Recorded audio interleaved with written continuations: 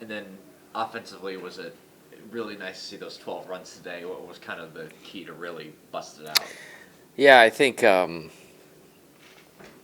this team, early in the year set a bar so high for really good offensive baseball, and the consistency of it was what was impressive to me, and we're always searching for better as we're going along. I think relative to today, I thought we played in what I would call our best character, loose, free, confident, aggressive, with a good plan. And then I think I like several things about it. Obviously, Derek, that was a great start to the game, especially after giving up 2 in the first. And then that was the only one we got, but we put some pressure on them. And then in the second, good swing by Luis. It was great to have him have a good day today. And then we didn't get the guy in again from third. And then, they make the pitching change to try to match up, and he does exactly what he needs to do and got that run in. And I think everybody just kind of relaxed a little bit when we did that. And that's very natural when you're going through something. Then they walk Jared, and then they go to Tegan Kuhns, who's one of the best freshmen in the country in terms of talent. And, 96 mile an hour ride fastball. We felt like we had a pretty good report and plan on him, and Jake got it really good right there. That was one of the swings of the year, just in my opinion, of doing what you needed to do against the pitcher you were facing, and then positively impacting the game. And then I really liked how we continued to add on, as the game went along. And it wasn't like and the last swing was a big swing for, a couple runs there. But, solo homer by Michael. We got 2 guys on, really good at bats again by Michael and Luis, execute a bunt with Chris, Derek, line drive up the middle. So I thought it was just a real complete game today, against really good arms. I mean, the one guy that threw Friday night, he was up to 100 Friday night, and, we did a good job against him today. And, forced them, past maybe some of the guys they want to go to. And when you have good hitting teams, and this happens sometimes, that can really help you. And just a good performance all the way around. What did you say to Kason Evans after that first inning, getting behind, and then going scoreless for the rest of his outing? He's one guy you don't have to say a whole lot to. Again, it's a really good team, really good offense, lineup length, just about as good as anybody. Old hitters, good hitting coach with Josh Elander, so they're prepared. And he took a bump in the first. They actually had a pitch they knew was coming, the second RBI, and we got that fixed. It was a very odd situation how that happened.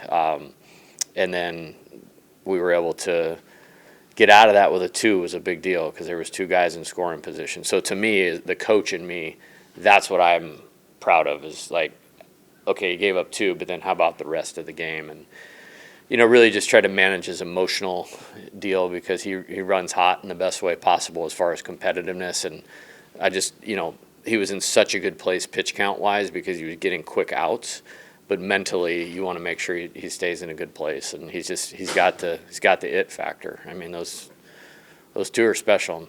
They're really special. I know there's been some great players that have come through this place, and at least for the starting points of their career, they're up there. Just how valuable is it that you can have a guy like Kason pitch only 10, 11 pitches one weekend and get you a complete save, and then come back and throw 85 and yeah. Roll, just the versatility there. Yeah, I mean it's awesome, and we've put ourselves in a decent spot, and part of it was you don't have a lot of guys that have been through this.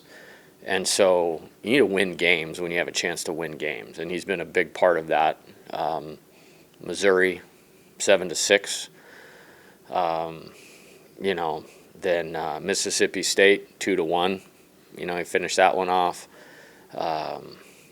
Oklahoma, I think we ran him for 3 against Oklahoma to finish the second game to clinch a series against a great team on the road. We couldn't get the lead at Auburn, unfortunately, in any of the games. And then last weekend, was it Alabama? I already forgot. You know, he finished out a tight one there, you know, and a good comeback win. And so you add up the totality of that and then look at where all those teams are in the RPI, that's a pretty big impact. And then just with the amount of innings we needed to cover against a really good offense, you know, I just went into the weekend, you know, going like, hey, you know, this could be what we're going to do. If we would have tied or had the lead last night as the home team, we would have done it, but we couldn't do it unless we were tied or ahead because of the volume he needed to cover today. So really proud of him, and you know, that's where he'll be. You know, whether that's next weekend, I don't know, because like I said, we've put ourselves in a pretty good spot, and so we need to keep executing wins as they come along. He obviously, you know, is going to need probably an extra day because of going 85 pitches. So we'll see, and we'll go from there. Hey, Jay, just kind of. Eric Sorensen, Yeah, let's go. Give me a hug. Come on, let's go. let's do it, brother. Good to see you, man. I kind of had Got a a good day, crazy I guess. Californian, you know. So Working with me on this one, I think the last time I saw Derek Curiel play was at the Area Code Games Yeah. a couple years ago. Little skinny high school kid. Well, he's still kind of skinny, I guess. But what have you seen like from him? I know it's still just his freshman year, but what have you seen from him just in the past few months? mental and emotional maturity and stability. The baseball skills are easy to see, you know. Once we got him committed, and this is a guy that seventh grade I was talking to at Arizona, you know what I mean. You know, so I knew the player was there, and then go to the Area Code Games, and he's running balls in the gap, and it really became, okay, if he becomes physically strong or physically mature before that draft happens as a senior, it's going to be almost an impossible keep because you don't see players of his skill set. He has put on, you know, about 15 pounds or so, 17 pounds. I believe he looks better, stronger than when he showed up here. And then just that mental and emotional stability has allowed him to transition that skill, or excuse me, that talent into skill on the biggest stage in college baseball. And there ain't nobody we want at the plate more than that guy, you know, right now. So Michael Braswell hit his first homer of the season last night, and then he hit another homer today. What have you kind of seen from him? Had a really big weekend out of Braswell. Yeah, it was a great weekend. It was a great weekend out of Michael, and I think the at-bats have just continually gotten better as we've gone along in the season. He got off to a little bit of a slow start. Defense has never wavered. You know, to have two shortstops on the left side of the infield is a really big plus for our team. I think defense was a key in us winning this series, and but offensively, in the midst of us, you know, not maybe being at our peak for a little bit of time here, he's one guy that has just kept taking really good at-bats and kept working, and it's just like you could tell there's nothing else going on. He's competing in the moment and, you know, playing his best baseball of his career, you know, really right now, and proud of him for that. Specifically as a starter, what do you like about Kaysen? I mean, everything. Compete factor, pitch mix, strikes, is unaffected by small things, and you run into more small things when you start. And so the maturity piece, like those two are just, they're different. Like, I mean, like it's when both of them committed and when both of them said, hey, there's no MLB now, I'm coming to LSU. Those were good days, and it's really hard to know what you were getting. And they've both been great. But I knew we were getting something. You know, I can't sit here and tell you, like, as dominant as both of them have been, that I would have predicted that fast. But you knew you were really getting something that are, you know, program staples. You know, when people talk about this place this year and the next couple of years, those are the guys that they're going to be talking about. Derek was talking about just the character it showed that you guys dropped the midweek game, come back and win Friday, win last night, run the win today. Just the bounce back mindset that it takes to win those games. Yeah. Is that something that you feel like can carry y'all into, you know, some big time? Yeah, we want to. There's an opportunity learn and improve through just about anything if you look for it. And this week provided a lot of them. Kind of the deal from Tuesday night was learn the lessons and then leave the moment. And I thought we did a great job of that this weekend. There was no carryover from that game, which was a tough game. And then last night, I thought we took a really good step as a team with our post-game meeting. And I saw some real maturity in some of the players, and the staff, and taking really good ownership, and then immediate turnaround for improvement today. It was a good day today, and again, not just winning the series against one of the teams, but it was a good day for our team and our program today in a lot of ways. Ashton seems like he's still kind of banged up. He came out of the box pretty slow. Yeah. Probably would have been a double. But Yeah. Oh yeah. So how is he able to swing, but also have trouble sort of running? Yeah, it's kind of like that guy loves doubles more than anybody. Yeah. So to see him pull up, I was giving him a hard time about that. But what toughness to be able to do that and put together the caliber at bats that he has this week. And when you get at bats like that, you'll take that, and then we can come up with an alternate plan. But I'm really proud of him. Again, I mean, the highest of character guys, and has not only accepted but embraced his role.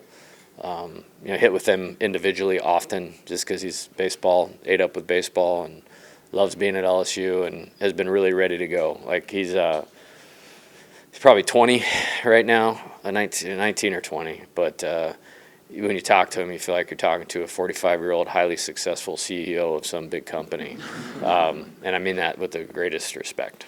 So it's the foot and the quad now, or is it just All I know about is the quad. Now he did hit a foul ball off his leg twice in the last 2 days. So I don't know anything about that, honestly. What does it say, just like about the depth of the team, that you're able to put in guys to pinch hit, like John came in last night and hit a homer, and just be able to trust them that they're going to take those quality at-bats every time? I think it's easy to, because I get to see what happens here on a daily basis. So, John Pearson, head coach, can kind of come in at 10 today, and it's one of my favorite things. Get out of that office, down in the cage, and do that. And I'm just throwing to this guy, and it's like, man, I gotta get this guy more ABs. It's a homer, So really good future for him here, and when I say that, I mean opportunities, coming up, which is awesome. And I think he's going to be one of those guys we're going to love seeing coming up with runners on base for 3 years. Jake Is Brown it hit that. vital to, I'm sorry, Ms. Bell. You're good. Go ahead, Corey. No, you go ahead. Okay, thanks. Sorry. Ladies first. Jake Brown hit that 3-run homer in the beginning to really break open the score for tonight and everything. What have you seen from him kind of over the past few weeks, and Yeah. especially going into next week and Yeah. SECs? He's just improved. He's a great athlete. He's a great athlete.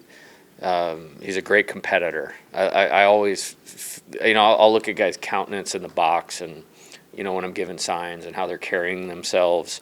I always feel good when he's up there. Like he feels like, let's go, it's on. You know what I mean? And he's a good athlete. He's a good competitor. I think that's benefited from how we do things here. And he loves being here as a Louisiana kid. And I think we're continually seeing a little bit of an ascent, and I would expect to see that. So, like I said, it's one of the ABs of the year for our team, today. And, it was really cool just to see him execute what he needed to be successful right there and in that moment. And then you learn some lessons still. We went to the bottom of the zone with a slider off Arvidsson, which we'll make sure he doesn't do that next time. Time for a couple more? Is it vital to have a spot? Sorry, Glenn. Is it vital to have a spot in the lineup where you feel like you can sort of change the dynamic of the lineup with a righty or a lefty, having that sort of?